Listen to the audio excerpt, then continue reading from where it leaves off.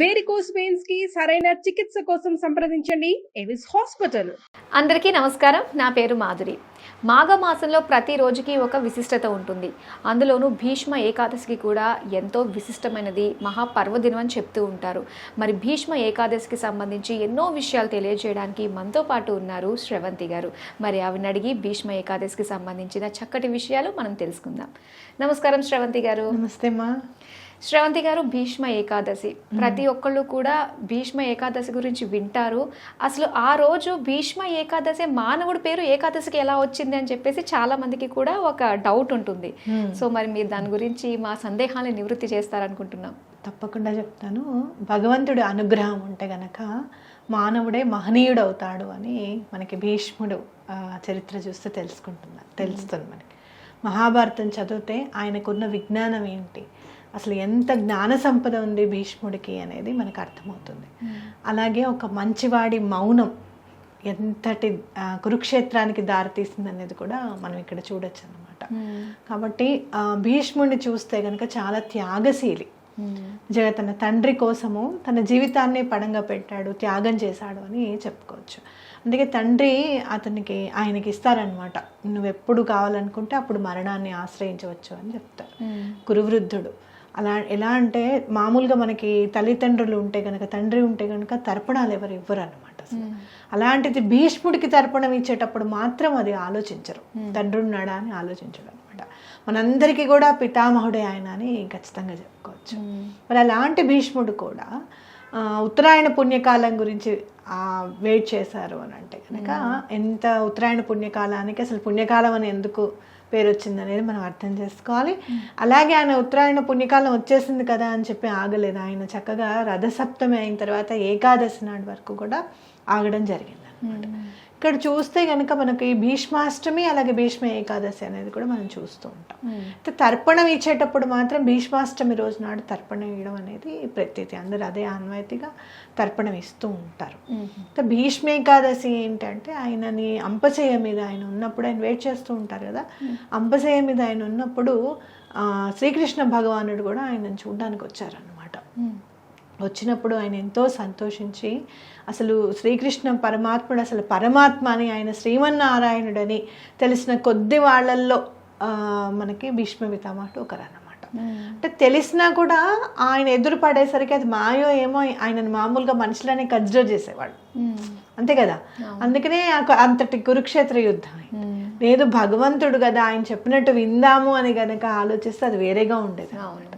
కాబట్టి అంతటా ఆయన పరమాత్ముడు కూడా ఆయన దగ్గరికి వచ్చాడు అని అంటే భీష్ముడు ఎంత త్యాగశీలి అనో లేకపోతే ఎంత మంచివాడనో మనం అర్థం చేసుకోవచ్చు.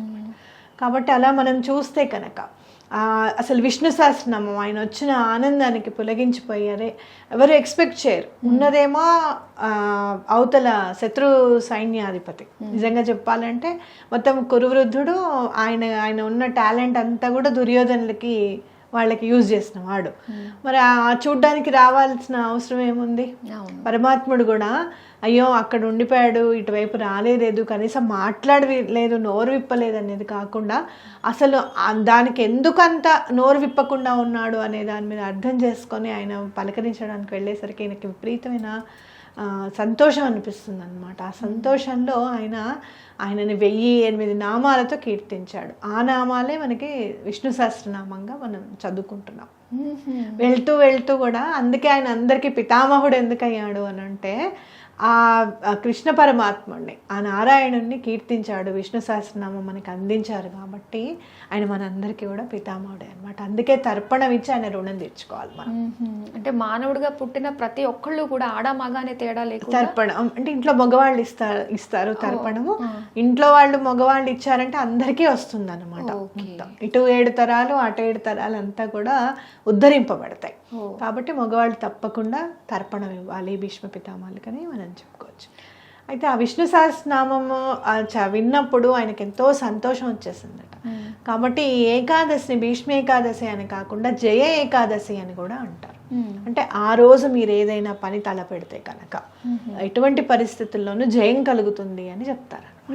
అది ఇంకా భీష్మ ఏకాదశి రోజు దాని ప్రాముఖ్యత గురించి తెలుసుకున్నామే మనము. అయితే ఆ రోజు మనం ఏమేమి చేయొచ్చు అంటారు, ఏ పనులు తలపెట్టచ్చు అంటారు? మనకి ఇప్పుడు ఎన్నో పనులు మధ్యలో ఆగిపోతూ ఉంటాయి. ఎంత ట్రై చేసినా కూడా కొంచెం హెల్ప్ చేసే వాళ్ళు దొరకకపోవడము, లేకపోతే హెల్ప్ చేస్తామని చెప్పి ఆగిపోయి మళ్ళీ ముందుకు వెళ్ళకపోవడము, ఇలాంటివి జరుగుతూ ఉంటాయి అన్నమాట. అలా చాలా ఆటంకాలు ఎదుర్కొన్న పనులు ఏమన్నా ఉంటే కనుక ఆ రోజు మొదలు పెడితే చాలా మంచిది. అలాగే ఆ రోజు మనము ఉపవాసం ఎట్లాగూ ద్వాదశితో కూడిన ఏకాదశి మనం చేసుకోవాలన్నమాట. అలా ఉపవాసం అనేది ఖచ్చితంగా ఉండాలి. అలా అంటే ఎవరైనా టాబ్లెట్స్ వేసుకుంటున్నారు, లేకపోతే ఉండలేని వాళ్ళు, కడుపుతో ఉన్న వాళ్ళు, ప్రెగ్నెంట్ వాళ్ళు అయితే ఉపవాసం చేయకూడదు. లేదు ఉపవాసం చేయగలుగుతాము అనుకుంటే చక్కగా ఉపవాసం చేసి ఆ రోజు విష్ణు సహస్రనామం చాలా చక్కగా కూర్చొని పఠించడం అనేది చాలా ఇంపార్టెంట్. మీరు విష్ణు సహస్రనామం స్టార్ట్ చేశారనుకోండి, ఒక 41 రోజులు విష్ణు సహస్రనామం చదువుతామంటే ఎలాంటి పనైనా కూడా తప్పకుండా అయిపోతుంది అనమాట ఖచ్చితంగా. అలానే ఇప్పుడు మీరు అన్నట్టుగానే ఇలా మనం స్టార్ట్ చేసి కంటిన్యూస్గా చదువుతూ ఉంటాము. కొంతమంది ఏంటంటే ఏదో చదవాలి కదా చదివేస్తూ ఉంటారు. అసలు అది ఏ విధంగా చదవాలి, ఆ మంత్రసిద్ధి మనకు కలగడానికి అని చెప్పేసి అర్థం తెలుసుకోవాలి. ఇప్పుడు మనం చదవడం ఫస్ట్ విష్ణు సహస్రనామం చదవడం నేర్చుకోవాలి. చదవడం ఎలా నేర్చుకోవాలి, పలికేటప్పుడు ఎటువంటి అసలు తప్పులు లేకుండా పలకగలగాలి. అది ఎలా చదువుతున్నాం అనేది వింటూ చదువుతూ ఉంటే కొంచెం కూడబలుకొని తప్పు ఎక్కడన్నా వచ్చినా మళ్ళీ బ్యాక్ వచ్చి చదువుకుంటూ ఉంటే నెమ్మదిగా వచ్చేస్తూ ఉంటుంది. ఎప్పుడైతే మీరు అన్నట్టు గ్రిప్ వస్తుంది చూసారా, అప్పుడు ఇక ఫాస్ట్గా చదివేస్తూ ఉంటాం అనమాట. మనసు ఎక్కడో ఉంటుంది, కానీ విష్ణు సహస్రనామం మాత్రం 10 to 15 minutesలో అయిపోతుంది. ఒక్కొక్కసారి మనకే అనిపిస్తుంది చదివామా అని, వెనక్కి బుక్ పేపర్ తిప్పుతూ ఉంటాం, చదివామని గుర్తొస్తుంటుంది. అప్పుడు ఏం చేయాలి అని అంటే ఆ సంబంధించినది అర్థం ఏంటి అనేది తెలుసుకోవాలి. అసలు విశ్వం విష్ణుర్వ షట్కారో అన్నదానికి అర్థం ఏంటి అనేది చూడాలన్నమాట. అంటే విశ్వవ్యాప్తమై ఉన్నాడు, విశ్వము విష్ణువు వేరు కాదనమాట. విశ్వమే విష్ణువు, విష్ణువే విశ్వం అనేది అర్థమవుతుంది. అబ్బా అవునా ఆయనేనా అనేది అప్పుడు అర్థమవుతుంది అనమాట. అట్లా ప్రతిదానికి అర్థం తెలుసుకుని గనక మనం చదువుతూ ఉంటే దాని మీద మక్కువ ఏర్పడుతుంది, భక్తి ఏర్పడుతుంది. భక్తి అనేది ఏదో చాలా డిఫరెంట్గా ఉన్నది కాదనమాట. భక్తి అంటే ఏంటంటే ఇష్టము, ప్రేమ, ఇలాంటివన్నీ కూడా. నీకు మీ అమ్మాయి అంటే ఎందుకు ఇష్టం, నీకు మీ అబ్బాయి అంటే ఎందుకు ఇష్టం అని అంటే ఎందుకు అనంటే అది చెప్పలేము, చెప్పలేని అనుభూతే భక్తి. భగవంతుడు అనేసరికి మనం దాన్ని భక్తిగా పేరు పెట్టేసుకున్నాం. అదే మన పిల్లలు అనేసరికి మనం రీజన్ చెప్పలేం, అవునా? అంటే ఆ భగవంతుడి మీద ప్రేమతో కూడిందిగా ఉండాలన్నమాట. అప్పుడు చదువుతూ ఉంటే మనకి అర్థం ఎక్కడైతే తెలుస్తుందో భగవంతుడు ఇంతటి వాడా అనే నమ్మకం మనకి. ఎక్కడన్నా ఒక ప్రాబ్లం వచ్చినప్పుడు నాయన నువ్వు సుదర్శన చక్రం పట్టుకుంటావట కదా, మరి గజేంద్ర మోక్షం గురించి తెలుసుకున్నావు అనుకో, మరి ఇక్కడ ఉన్నావు రా అని చెప్పి సర్వస్వ శరణాగతి చేసేస్తే వచ్చేస్తావట కదా అనేది స్ఫురణకు వస్తుంది అన్నమాట. అందుకే మనకి పురాణాలు అవన్నీ చదవడం దేనికి, చదవండిరా అని ఎందుకు చెప్తారు పెద్దవాళ్ళు అని అంటే మనకి ఆయన మీద నమ్మకం పెరగడానికి అనమాట.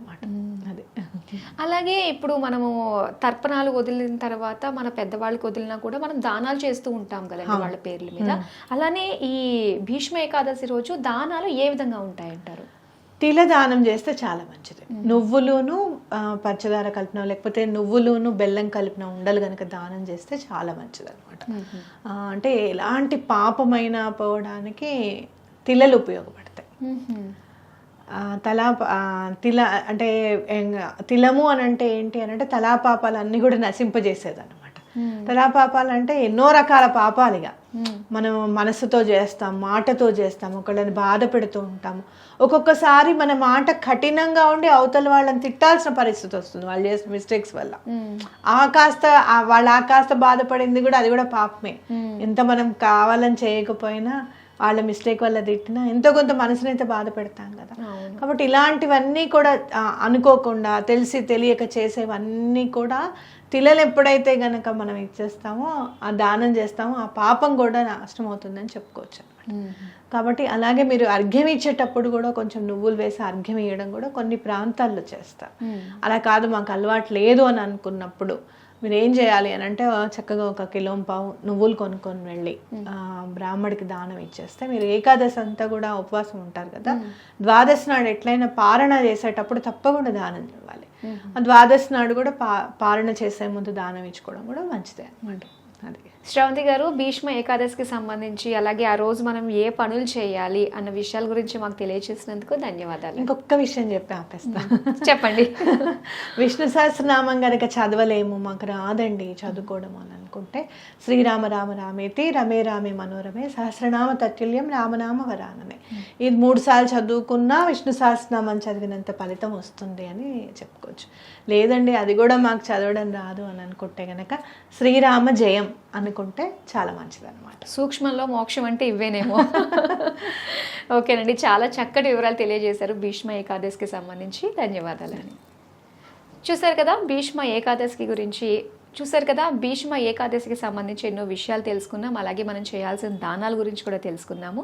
మరి ఇది ఇవాల్టి కార్యక్రమం. మరో కార్యక్రమంతో మళ్ళీ మీ ముందుకు వచ్చేస్తాం. అంతవరకు సెలవు. నమస్తే.